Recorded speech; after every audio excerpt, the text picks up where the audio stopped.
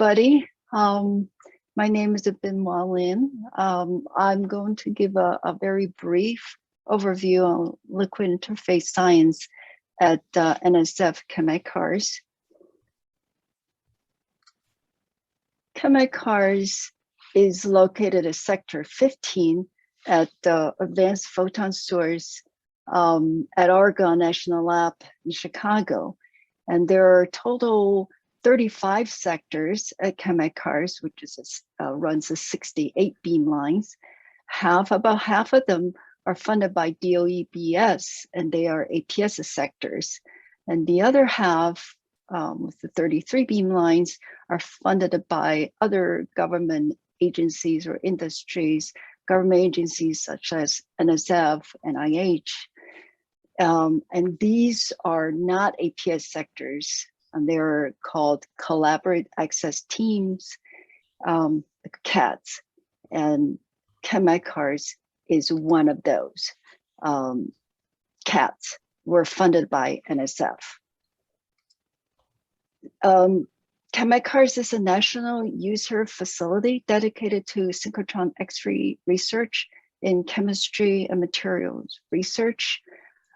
It currently runs one beamline with 3 techniques.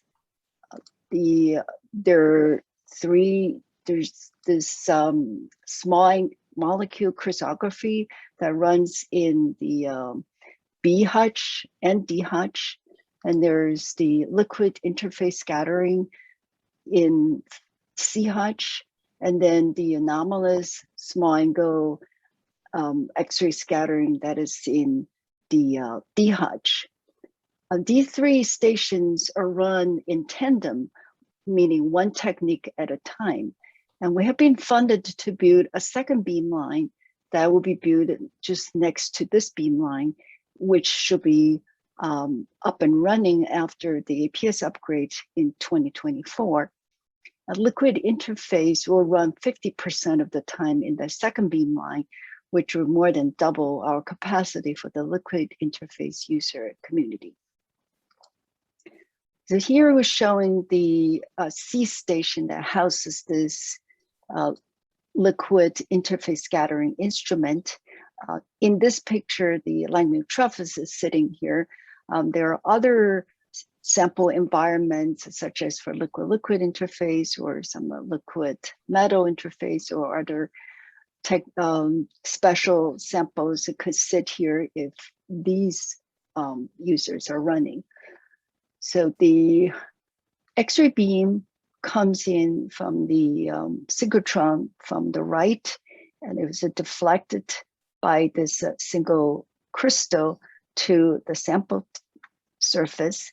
And then the scatter beam is collected by this Pallades area detector, most of the time for lower energy, typically below 20 keVs. And if you use a higher energy, we need to use this Pallades 1M that's situated usually at the back of the table. Usually that's about 3 meters away. So the beamline runs from 5 to 70 keV tunable.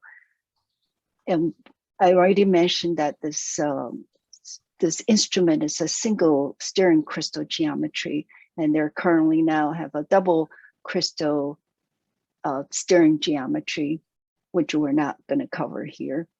And this instrument can run quite large Q range. The QZ runs all the way to 3.8 angstrom inverse, which we don't usually need it. Usually we run no more than 0.7 angstrom inverse. And the in-plane scatter range is like 90 degrees, and it has really high spatial resolution. Now we turn to user scientific focus in liquid interface at ChemCars. Our user experiments generally fall into 3 different areas.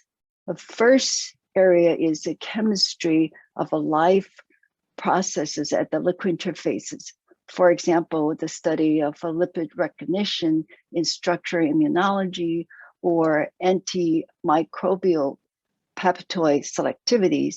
And the second area is the directed assembly for tailored functionality, such as characterizations of 2D assemblies of dipolar molecular rotors, or uncover how the free thiols regulate the self-assembly of nanoparticles. And the third area is environmental chemistry at the liquid interfaces. For example, studies of ion surfactant interactions in separation science or ligand-lipid interactions in nanotoxicity. Our users are mostly using three common techniques, which Wei already mentioned, is shown in here, and they will be covered in our lectures, as Wei mentioned. So the first one I'll mention here is X-ray reflectivity and anomalous X-ray reflectivities, and these will measure the electron density profile and the interfacial structure normal to the interface, and this is the electron densities. And it also can give you the molecular ordering and configurations in this direction. And the second one is a grazing incident X-ray diffraction, which will provide you information on the in-plane structures and order at the interface, and also can give you the despacings, molecular length, and the tilt informations of the molecules.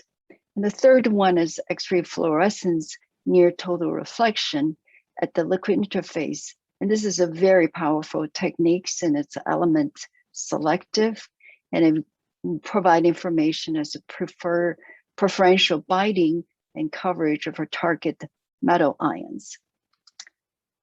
Over the years, and we added some more advanced techniques to the list, such as the first one is a time-resolved 2D GID, which use a 2D detectors in a 1D pinhole geometry.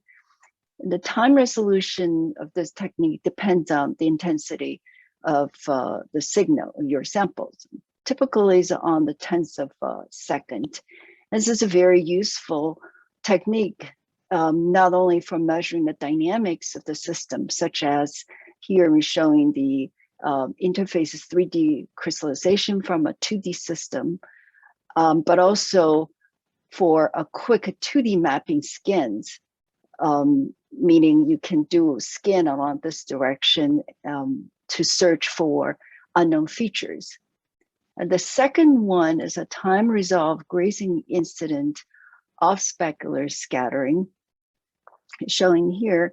And this allows us to follow the evolution of the electron density profile along the normal of the films, Akuji, but fast reflectivity, sort of, such as following this nanoparticle monolayer buckling to 2, then 3 layers, shown here, especially useful for inhomogeneous films because of the large footprints and the fixed footprints on the sample. And the third one is a GSAX and GWAX. They're implemented with a large detector area, and that's for both liquid vapor and liquid-liquid interface. And here the example is for the nanoparticles at the electrified liquid-liquid interface. So with that, I will conclude the short overview, and I'm showing here's the whole team here, and the 5 of us are here.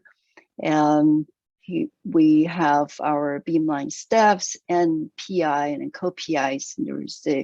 We're very happy because we got funded both for the operations and the construction of the second Beamline.